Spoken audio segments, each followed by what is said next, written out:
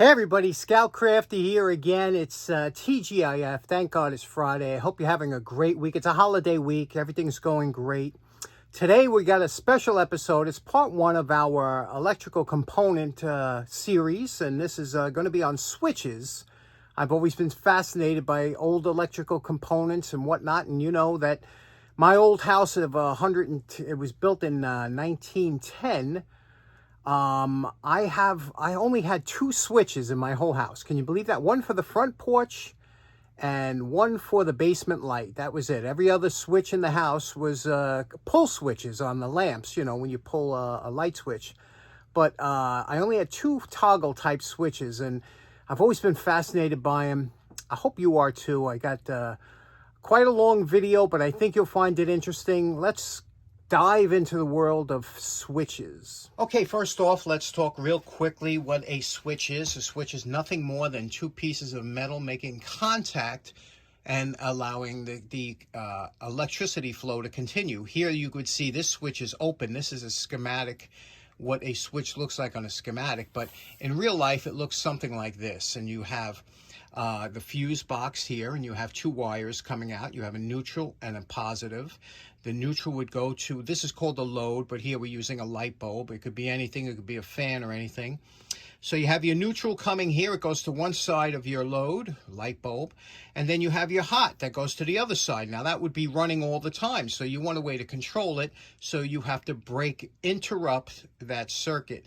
And how they do it is you take the hot side and you cut it in half, and you run one half to the switch and the other half to the switch. It doesn't matter what part you connect these two, as long as it breaks it, and this switch is nothing more than a contacting piece of metal. And early on, houses like mine that had lath and plaster walls and things like that, they had the fixtures were controlled by a pull string or a switch that was included in the fixture. But then later on, to get a little bit more ornate and higher price homes would have remote switches. And what they were was, instead of having a pull string and you had to go to the middle of the room to turn the light on, what you would do is they would run a line on the outside. It was called surface mount. They would have lines that would run on the outside of the walls down to switches. And this is some of the earliest switches that you would see in homes. And they were beautiful. Bakelite and porcelain. And you could hear, listen. Now that's a 100-year-old switch.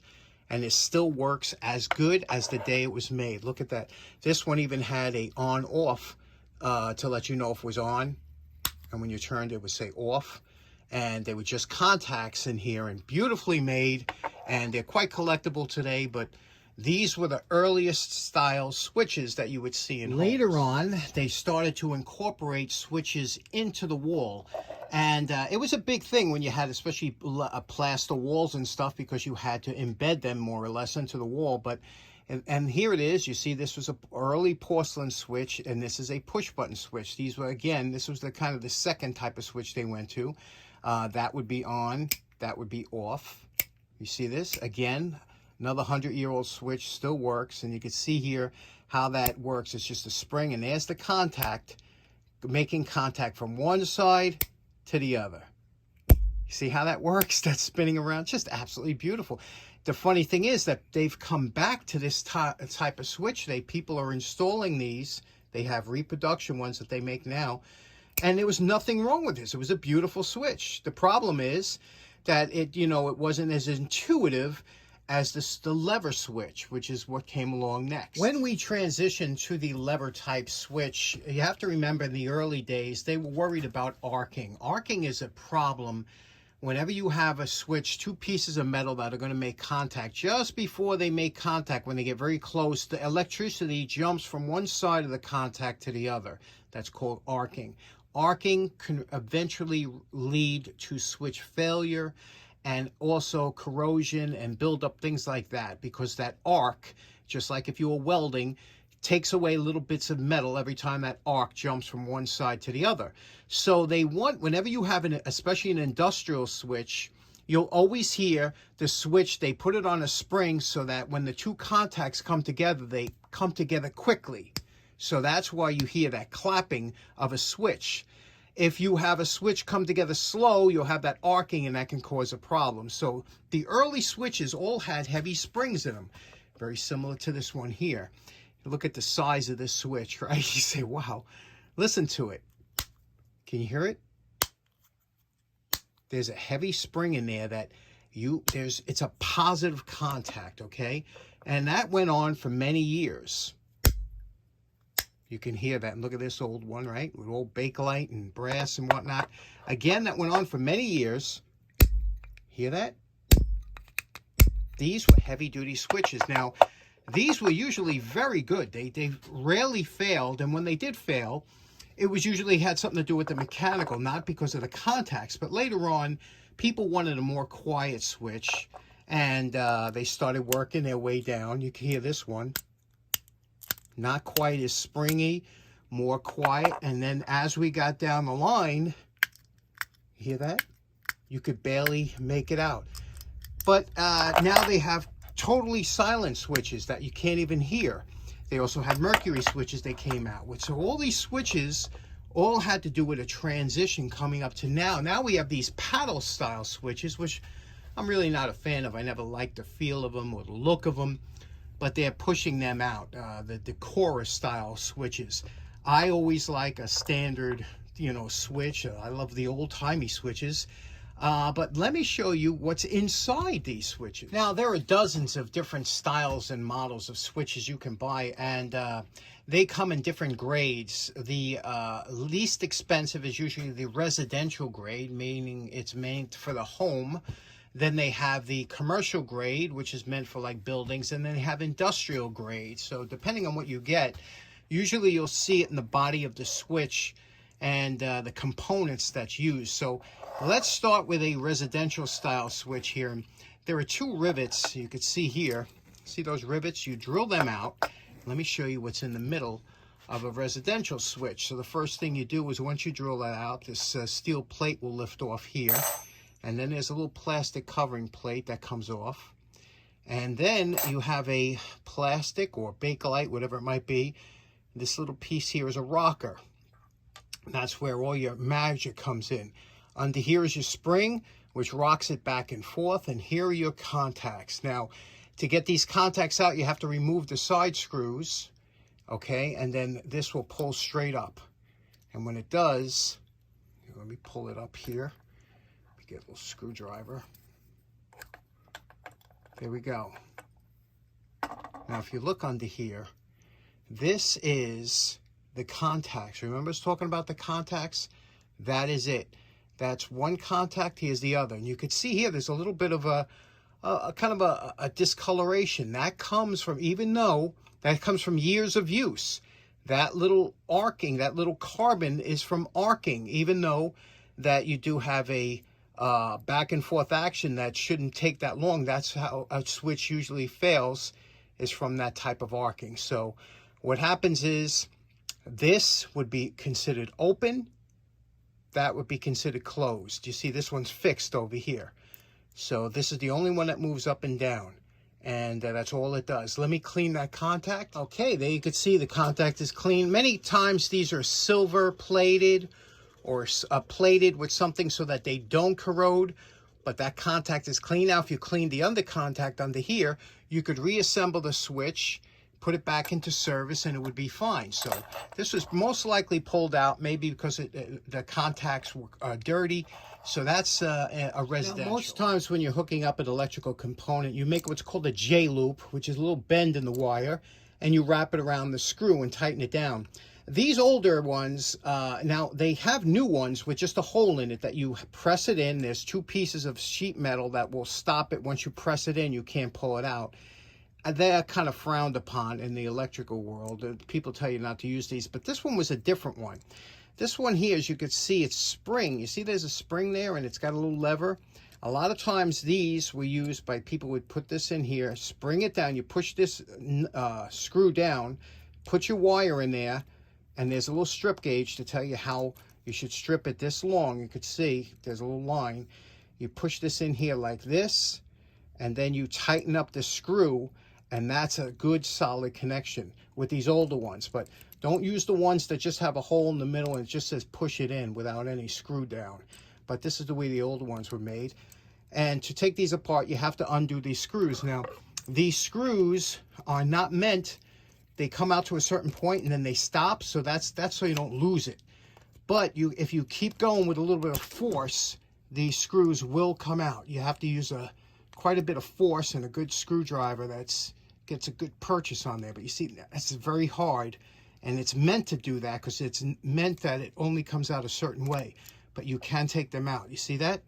Now, here are two different brand switches, but probably the same, bordering probably on commercial duty. And this here is a Crouse-Hinds, and this is a Leviton. You can see, first of all, the one thing you can notice is that this one here uses a solid type rivet. You see here? Whereas the Leviton uses a round type that is hollow. So you have to drill this one out. This one you could punch out. So let's take apart this one first. Steel plate comes off. The top cover comes off. You can see what that looks like. And this is what your insides look like. Now, this one here, again, this is the first time I'm looking at it. This one here, there's your contacts. Now, what this does is this puts a little wedge. This little wedge goes between that contact there. See that contact? And there's your contact. Now, this is a substantially heavier bar than the residential. You notice this one's a heavier unit, and that's where you probably get the commercial rating. But the contact is very similar. We'll take that out and see what that looks like if that contact is dirty or messed up. But let's see, we'll pull this straight up here. Okay, look, there you go. You see that contact? Let me clean that one. Okay, now we cleaned this contact. Do you see what I'm talking about? See that pitting in the very center there? That pitting is what could cause a contact failure, because what happens, just like your old points in your car years ago, talking to the old timers now, when they get pitted and corroded enough, they make bad contact. You have to hit the switch once or twice for it to work. But you can see this is a substantially heavier duty switch than the residential one, and that contact is a little bigger. But again, they're only good for so many cycles. I don't know how many thousand. Let's take apart the Leviton. Okay, here we have the Leviton. Same thing. Bar comes off. Again, these switches really aren't meant to be rebuilt, but you can if you had to. Let me just see that rivet there. It's a hollow rivet. You see that? So I'm going to have to drill that through to get that. Okay, we drilled this out a little bit more. Now, it's obvious that with the rivets, this switch or these switches are not meant to be serviced. If they were meant to be serviced, those would be screws where you could take it apart, put new contacts in. But the average switch costs about $1, and if you get a commercial duty, it's about $1.80. It doesn't pay to try and rebuild these after a while. But there we go. We have our plate. And I am surprised at how well they're made. Really, I am. Now let's take a look at this one here, if it's any different than the Crouse-Hinds one. You see, same type of bar, okay? And there we go. Can you see that? The spring here is under the center. It's a little different. And here is that contact. Now, you see the other one went side to side. This one goes up and down. But there's that contact. Let's take that contact out and examine. See, and now these are two-piece contact like this. It's easier to clean top and bottom. But look at the arcing. I was telling you. Let me see if I can get a better close-up, if I can, for you. Okay, there we go. Look at the arcing. This switch was pretty bad, right? You see that arcing around there, and how that. Now, I bought these switches specifically to take them apart to see how they failed, and you can see that arc. Let me clean these up. Here we go. We cleaned up both sides. You can see now actually the contacts are very good on here as far as condition goes. They were just dirty. But you can also see the metal isn't as thick as the Crouse-Hinds, which they're known for making industrial switches. The Leviton isn't.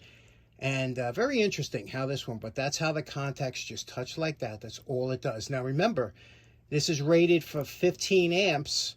So that's what you have. Now, if it was a 20 amp, they would be bigger and thicker contacts. If it was a 30 amp, it'll be even bigger. So that's how they do it. And also the bars, look at that thin bar here, you know, that spring bar. Interesting. Now let's compare that. This is an old Bryant switch, and this is a commercial duty Bakelite, very old. You can hear it. Let's see what makes this tick. But now notice there's no rivets. That's a screw. But what they do is they fill the screw in with some kind of, I don't know, a glue or something, and I'm pulling it out with this pick, and then I'm going to get a screwdriver, and we'll take this apart and see what makes this tick. Okay, we were able to pick out that glue and clear these screws, loosen the screws up. There they are. Look at them machine screws. Again, this is a heavier duty switch. The plate comes off first. Okay, let's see what this, I'm pretty excited. I didn't open this, obviously. There's that, again, Bakelite. Look at the thickness of that plate, beautifully made. And there are the contacts. Now, this is interesting. Let's see how this works. When we rock this back, does this put a, I don't even know how this works here. Okay, figured it out. This is absolutely beautiful. What a piece of work this is, okay? Let me show you how this works. Remember I was telling you about the speed of a switch, how that determines how the contacts will behave? Well, here you have this piece of phenolic, or, you know, piece of material in there that's part of the case. It just slips in there. And this little arm will snap up and make contact between this one here and this one here. There's your switch, you know, so you hook one wire here, one wire here. And when this goes up, watch from the side and watch how quick that happens. Within a split second, that comes up and makes contact on both sides. Now, let me pull that apart and I'll show you what happens here. Now, you see here? That's contact. You see how we have contact? Because now it's on. Now, you see how those contacts ride and they make contact with this one and this one, and then when we turn it off, watch how quickly, you know, that'll spin off like that. I can't do it here, but it comes apart. You can see here this kind of grease in here and whatever. But remember we're talking about the contacts? Look at the contacts here. These are the copper contacts. Okay, I got some grease on it here, but they're absolutely, they're clean. There's no, remember the outside touches. There's no corrosion, nothing like that. The switch looks like it's brand new. And again, because of how fast it makes contact, they don't have time to corrode with arcing. Beautiful switch. Pretty amazing to me anyway. Okay, we cleaned the switch. We cleaned the contacts. We re-greased everything inside. Cleaned all the contacts again using both clean and a little bit of Scotch-Brite pad. And now we have this in here. Let's test it out and see if it works, okay? Now watch the meter. There we go. Is that not a thing of beauty? Now, again, like I said, a rebuildable switch. Today they wouldn't even think about it, you know, and it doesn't pay, actually. It takes longer to rebuild it than to buy a new one, but just amazing how they made. This is a Bryant switch. Amazing how it was made. I would feel very comfortable putting this in any switch box in my house. Okay, so in closing, what kind of maniac rebuilds a $2 switch? I got to tell you, I had a blast doing that. I love old-timey electrical stuff, and you see why now, because you can rebuild it. It can be cleaned, it can be fixed, it can be, and that wasn't broken to begin with, but, you know, we cleaned it up. It's good for another 100 years. You don't get that with stuff they make today. Planned obsolescence, not a fan. But anyway, I hope you all have a great weekend. Thanks so much for tuning in. Take care now. Bye-bye.